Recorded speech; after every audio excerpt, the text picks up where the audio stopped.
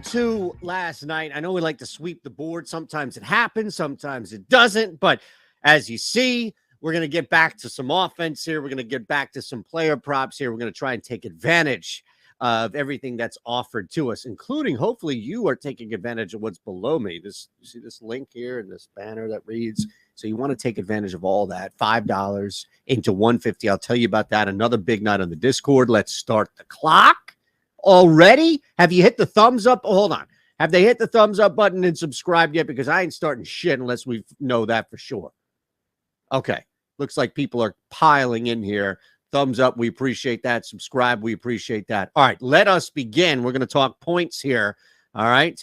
We're going to start out with this Raptors Magic game. Yeah, there's some value here. Don't get me wrong. We got killed on Franz last time out. OG, by the way, some volume action got us there. And at even money, who are we to say no to that prop again? So last time that we did this was one that hit, of course, but it took forever. I mean, the guy was like 1 for $1 million from 3, and it just was a painful, slow, painful death. We thought losing that prop, and then bang, here he comes, and he hits it. We like him to clear this hurdle here. And again, I think you're getting some value, clearly. The vig aside on player props, that's just what you're betting into here. But you're getting this still at even money for somebody that, regardless of game flow, so long as they're not either blowing out Orlando or getting blown out by Orlando. The prior, of course, a little more reasonable. Well, I still think that we can go OG. All right, so that's our first prop, over 19.5. Let's move to this Hawks and Nets game, because, again, I think when you're looking at a couple of guys, and you only have a couple of here, the big one's going to be either Durant or Irving, right? And you look at Durant, you've seen a little bit, not regression or anything like that, but a little bit of a step back or so. I think the other area is actually Nick Claxton.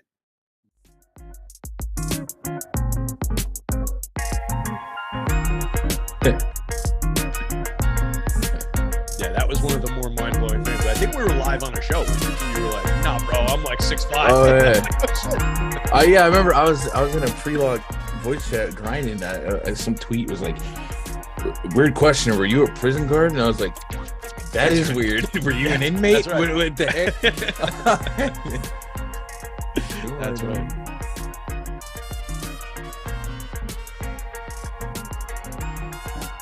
What's happening, Stokastic basketball fans? Welcome to the NHA NBA strategy show for Friday, December, whatever the date is. I didn't look.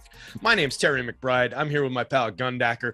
We are going to go through the entire 10-game slate, looking for the best possible picks for no house advantages against the field contest. We just got our projections updated in, so we've got a ton of fresh data. If you were looking for them earlier, they just got updated like within the last couple of minutes. So hit the site. You can follow along with us. Gun, how's your day going, buddy? The day is very young for me, but going good. Still waiting on. I'm on Rodon watch right now, and I just read some crazy stuff that I think Rosendahl suspects that something big is happening with the Yankees, and it might have something to do with Correa. And I'm a loyalist, and I don't want Correa. That could get really interesting. Yeah, Correa with the Astros ties and all that stuff, not exactly ideal as far as the guy to bring in. But I do want to get a shortstop talent. Like, I don't want to be stuck in a situation where 5 years from now we've got Anthony Volpe as like the 14th best shortstop in the American League. Like, all these guys, to pass up on all these guys year after year these last couple of seasons is kind of painful. Correa is sitting right there. I don't know. That's tough. Bogey would have been an interesting one to go after as well. But we're here to talk about some basketball. We were threatening one another that we were just going to talk baseball free agency if we didn't have our projections update, but we do, fortunately, so we can talk through everything for No House. You guys are probably familiar with them at this point. They offer 2 different types of contests. You can play against the field. You can play against the house. You can win against the field are the picks that we're going to be talking about here, with some nice broad lines to use, some very high probability marks. And you're playing against in a tournament against guys like Galaxy, against guys like Gundacker. In the against the house contest, tighter lines, more like a sports book. You need to hit all of them to win up to 20 times your entry fee, and you're playing just against the house. You're not playing against a big field of people. So a couple different approaches, really fun site. We'll do the full read in just a little bit, but Gun, what are we seeing as far as a lot of games on deck tonight? What are the big pieces in news that we've either already gotten, or what are key things that we're waiting on that might impact the NHA slate here? Yeah, lots of games. So there's always going to be news involved in a lot of high usage guys. Set up to miss and a lot of cues here. It is a laundry list. So looking through some of the higher usage ones, you got to watch Anthony Davis. Last game, he left midway in the first quarter with flu-like symptoms. That was fun. Hopefully he's good now. We'll see. Kevin Love's out for the Cavs, so maybe extended minutes for the front court. They did just get Jared Allen back, and in his first game back, they said, screw it, 40 minutes. Yeah, I love that.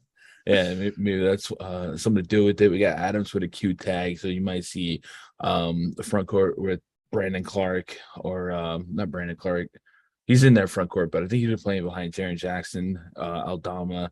That's not going to be as big of a move that we can take advantage of. We still have Karl-Anthony Towns out for the T-Wolves, and we've seen Anthony Edwards absolutely shine in his absence and playing crazy defense too. But that's not going to matter for NHA. And that's the main big ones that I have that I'm tracking for DFS wise. Okay. Other than that, we have just a normal Q's and O's. Yep. But yeah, it sounds good. One that I'm actually kind of surprised didn't have a bigger downstream impact in some of these props as I'm looking at it is Mike Conley coming back for the Jazz. Conley's back in the starting rotation, so he should have a little bit of an impact, probably more DFS wise than what any of these lines are set to. It looks like Clarkson's actually still looking pretty good on one of the overs there, so we'll get to that. Oh, actually, here's his PRA under. No, that's the over. So the over for his PRA for Clarkson still sitting at 70-ish%. So that's kind of interesting that it didn't have a bigger cut. I guess they adjusted ahead of time here.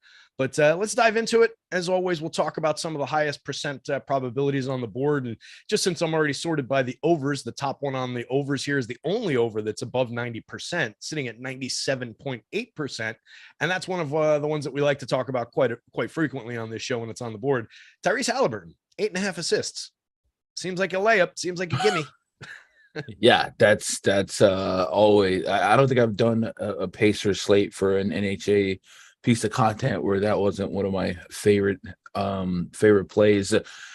He is leading the league. Been at that 8.5, right? Like I feel like we've talked about that exact 8.5 line 4 or 5 times now.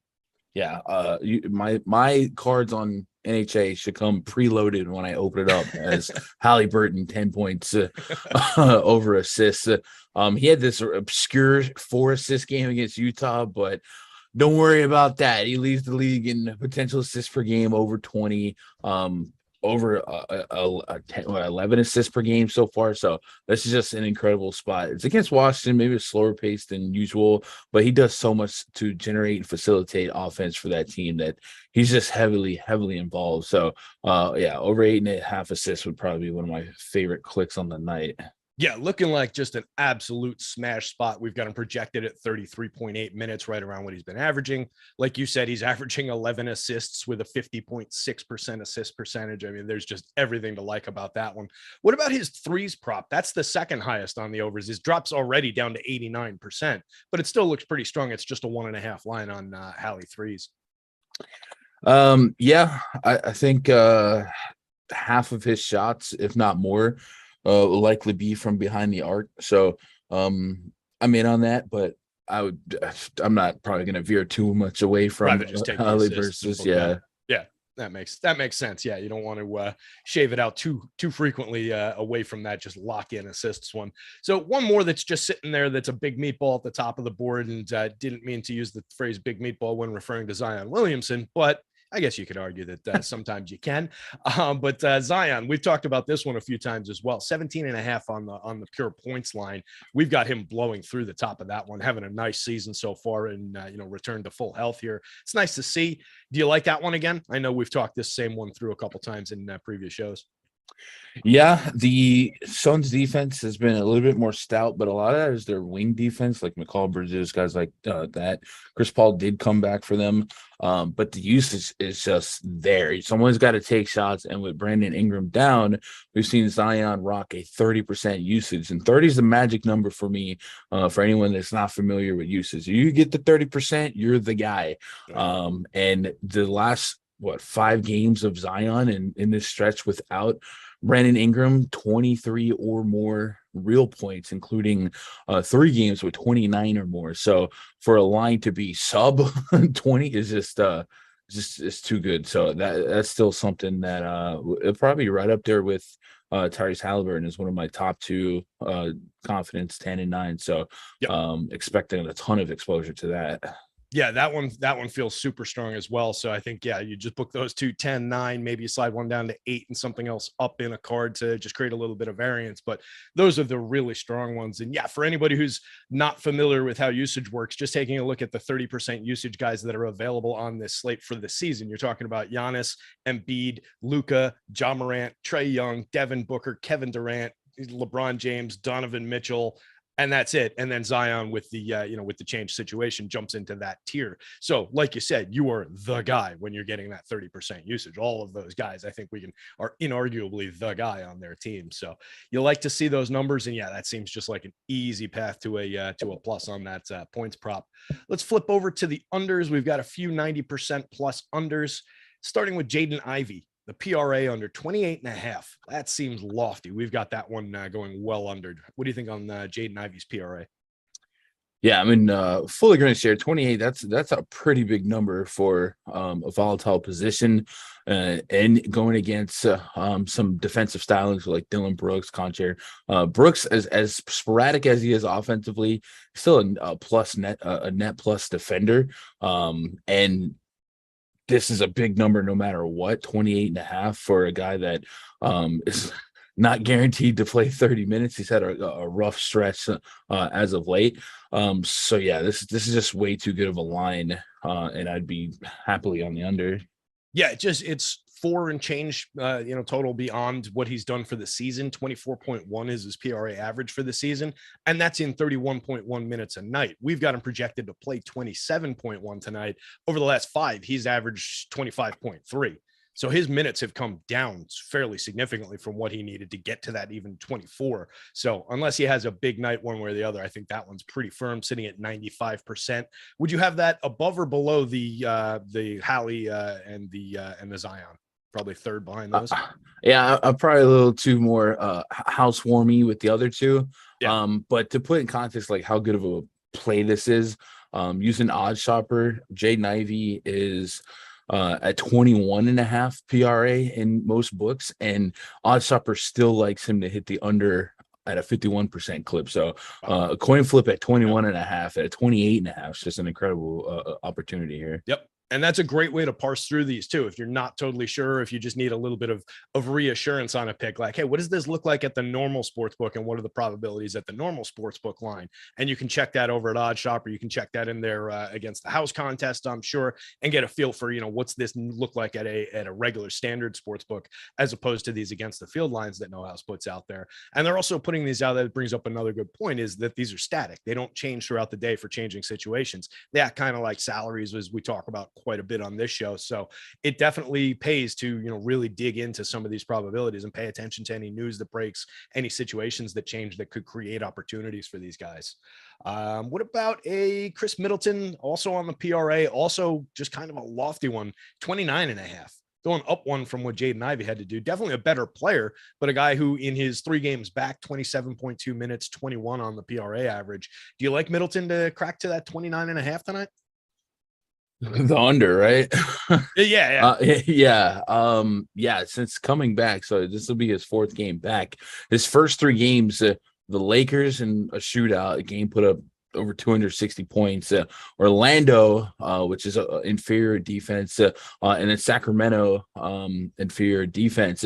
Each of those games, he played less than 30 minutes, and obviously steered close the under here today against the Mavericks. And although the game might project tighter, the Mavericks play the slowest brand of basketball in the NBA. So less implied possessions, and we're still not sure that Middleton is going to be that 35, 36-minute player yet. It's going to slow roll into that development. So yeah, I would be leaning the under here as well. And then again, looking at the odd shopper line here, the books have them at 23.5. So that's the value we're working with.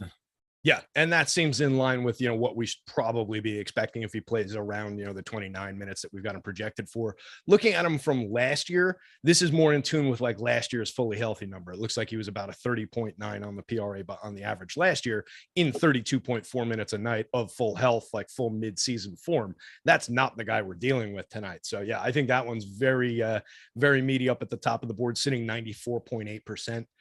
We've got a couple guys on here. Let's go to another Pistons one with Bojan Bogdanovic. His rebounding prop. That's an interesting one. 5.5 on the rebounding prop. 3.37 is our projection at Stokastic. What do you think of that one? Bojan. I call him Bobron Bojordanovic because his offense lately has been kind of nutty. Got tossed last game, but rebounds, they're always a little bit. I don't love mid single digit rebound props a lot, but for Bojan, he is more involved in the offense. Get you a couple peripherals here, but only averaging 3.5 rebounds per game. So if we get a line like this, yeah, I'd lean the under. I would never get to like a super high confidence level or a confidence number, but it's probably one that spin the wheel, make a deal in the bottom 5 of the confidence cards. Yeah, I'm with you on that. I think I would, by the numbers, we're talking about 92.6% because of what he averages. And we're not giving him a differentiated kind of a situation, but just on confidence on just how it feels, let's say, I think I would knock it down the card a little bit there as well. It's just asking a guy to have a bit of an outlier game in something that he doesn't typically do. It's not like his focus area. Like you said, 3.6 rebounds a game, a 5.7% rebounding percentage, 4.2 rebounds per 36. It's not his strength, right? So we're asking him to stumble his way into a couple additional rebounds beyond what he averages. Not totally impossible, but yeah, I think that one would be a little bit further down my card on the unders here. Benedict Mathurin on the PRA, 28.5. We'll do this one and then we'll read through the quick no house plug. Another one that just seems like it's a little bit high for the guy, to ask him to hit that mark for what he's done for the course of the season. Not really expecting a different situation than what we normally would get him in with Halliburton back, McConnell in there. So what are we seeing for Benedict Mathurin that would suggest that he might get there, or do we like it at the under at 90% here? Yeah, I lean the under. The only thing that makes me sweat any of these Mathurin PRAs, because this has been one of the higher probability unders for the last couple of Pacers slates, especially when they're all healthy. And the scary thing with Mathurin is he's going to have double-digit shot attempts, and there's going to be games where he drops 20-plus real points, fall into a couple peripherals. So you're going to be sweating the games where he has 20 points. But the last couple games, the shot efficiency has been great, and he has only hit 1 3 in his last 10 attempts, or actually the last 15 attempts. So that's a good sign. The Washington presents a pace down spot, which is good considering Pacers play basically the fastest pace in basketball. So getting a bottom 10 pace team, maybe lose a couple more implied possessions. So lean the under. The live line for PRA on Mathurin is 22.5. So we're getting a decent discount there as well. But we're basically sweating him not dropping 24 real points. Yep. So if you see him, rack up 15 or so in the first half, you might be sweating a little bit in the second there. But yeah, not a guy who's going to really get you there with just a boatload of peripherals by any means. So I think that one feels pretty strong as our last 90%er. Let's talk real quick, gang, about No House Advantage. Our pals over there, our presenting sponsors, the people who run the site with all these different picks that we're talking through. As we talked about at the top of the show, there's 2 different ways to play. You can play against the field, against guys like Gundacker here, where you're building out these confidence cards cards, and there's a lot of very high probability, very common picks. So there's a lot of game theory that goes into it at that point. You got to start thinking about picks that people aren't using, trying to get away from some of the commonality to create some differentiated cards. Otherwise, you'll be chopping with quite a few people at the top, but there's great prize pools up at the top. So even the chops are well worth it because there's big prize pools up to 25 grand. There's also overlay in all of these contests. So there's just free money sitting there for you to go grab. Whether you chop or not, it's still a great idea to jump on the No House Advantage and play. If you want a tighter contest against the house, you can use their against the house lines to fill out a card. If you hit all of your picks, you can win up to 20 times your entry fee. You're betting just player props, over unders, just like this. It's just in against the house. It's a little bit tighter. It's a little bit more like a common sportsbook line than these 90+% lines that we're talking about for this show. You get basically every major sports league. They've got NFL, NBA, college football, the World Cup, still a couple games left in that. We have a first match deposit bonus down there. If you click the link below, you can hit the first match deposit bonus for up to $50. We've got free projections. We've got free lineup generators. So we're giving you the probabilities. We're giving you $50 extra into your account to go run it up over there. There's overlay. There's every single thing you guys could want over at No House. Go check out No House Advantage today. Don't miss out. Gun, what else do we like? Let's find some interesting ones. We spend so much time at the top of the board. I'm going to skip down a little bit here. Let's look at some other unders in like the 80% range. What about Terry Rozier sitting in a meaty 3.5 on his 3-pointers made prop here? We've got him 80% to go under that. What do you like on Terry Rozier on the threes? That's very scary. No pun intended, but maybe pun intended. Yeah. Scary, Terry. The New York Knicks allow like the second most threes per game, with that interior defense kind of funneling shots out. So I wouldn't want to sweat that, but maybe that's one of those rare cases where I would have like the same card twice, one with Terry under, Terry over, because this is one of the most premier matchups for threes here.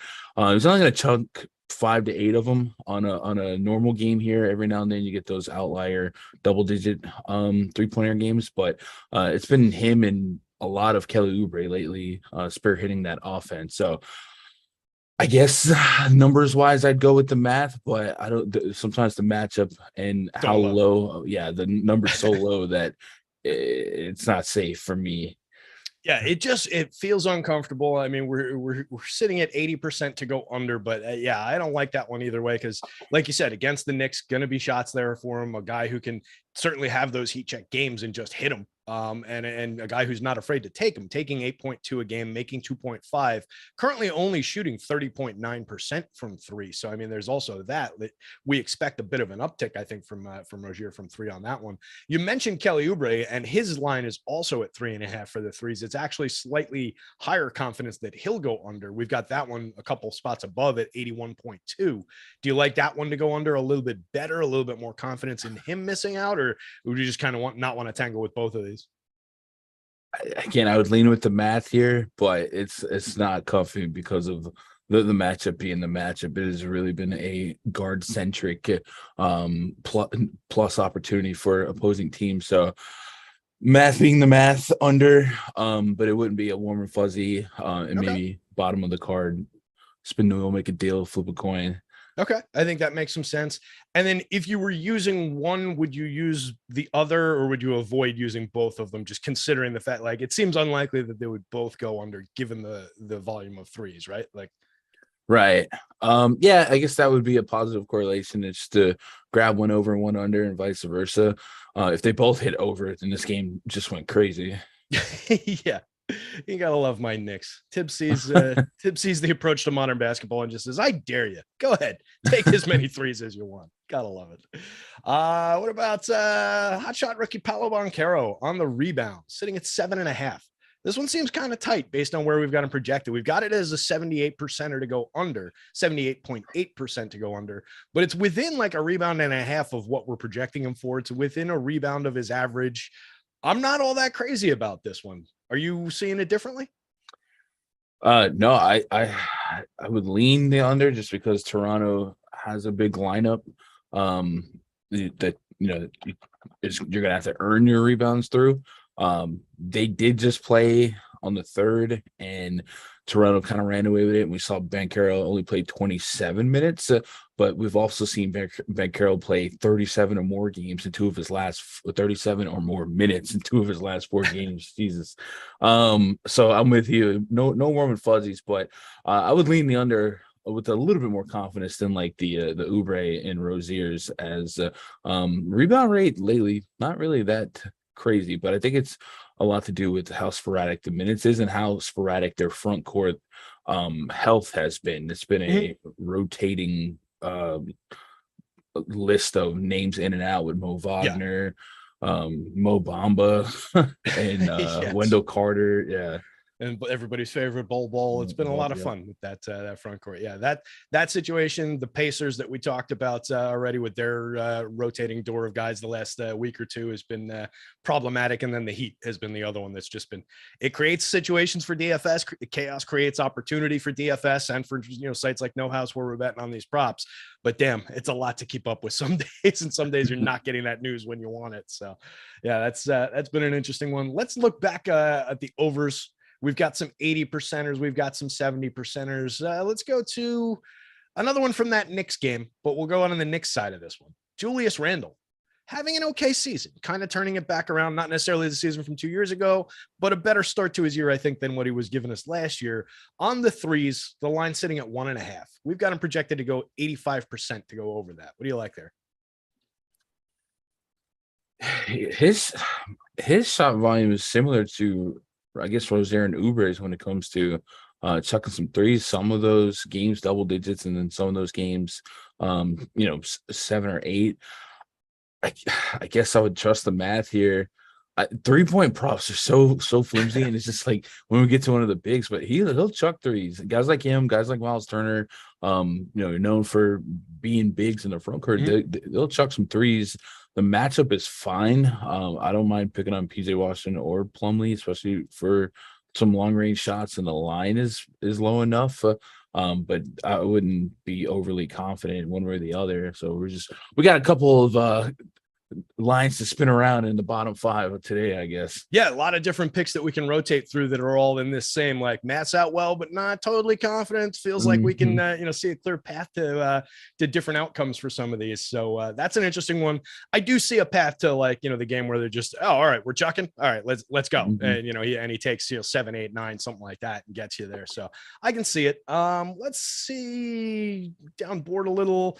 Trae Young sitting at 8.5 assists. We've got him 78.7% to go over that.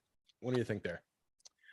Yeah, so that's the cover boy. So I guess we got to make a definitive decision on him on the season. Trae Young, 36% assist rate with DeJounte Murray on the court. Overall, we know in the last couple of years that's still a well above 30%. He actually has an overall 41% assist rate essentially this season, and it goes down to just 36% with DeJounte. That's a big number. I mean, that's not quite like Tyrese Halliburton, but the assist gods, the Chris Paul, the Hardens, guys like that. Usually when you see 30+% assist rate, you're going to see double digit 9.5 assist props. And this is a guy that's averaging 9.5 on the season. So 8.5 leaves me a little bit of room. And in a game, against some household guys, Kyrie Irving, Kevin Durant, if you're going to facilitate some offense, I like the thought of Trae Young having a good game here. So I would lean the over. Yeah, definitely. I think it's, one of those spots where, not to get too narrative-y about it, but Trae's going to have to step up and have a big game against, some fellow stars out there, and he's certainly capable of doing that. So, yeah, just seems like it's sitting there as a nice one to pick off in a game that should be pretty opened up and interesting here. And you're talking about a prop that kind of aligns to what he's been doing already for us. So I like that one quite a bit here. And that is shockingly going to already bring us to the end of the show. This one always flies by like crazy. Gun, tell the folks where they can find you. Twitter, YouTube /Gundacker. that is where to find the man Gundacker. Gang, stick around. Make sure you hit the like, the subscribe, all that good stuff. It helps us out. I always forget to mention that, but we pick up a few likes here and there on this show, but if you could give us a few more, that would help us look good behind the scenes here. We talked about No House Advantage and read the plug there, but make sure you're taking advantage of the free $50 deposit match bonus. Check out the 2 different ways to play against the field. Make sure you're taking advantage of the overlay in those against the field tournaments. A lot of different fun ways to play over there. And then make sure you're coming back over here on the Stokastic YouTube channels, 4:45 to 6 NBA Deeper Dive with Josh and Adam, and then 6 o'clock to 7:30 Eric and our pal Gundacker coming back for Live Before Lock. I didn't even catch that earlier, so you'll be back with the people. Surprise! Whoops! Oh yeah, I did agree with that. Dunn gonna send out some text messages and cancel some plans for this evening. I think in the next couple of minutes. No.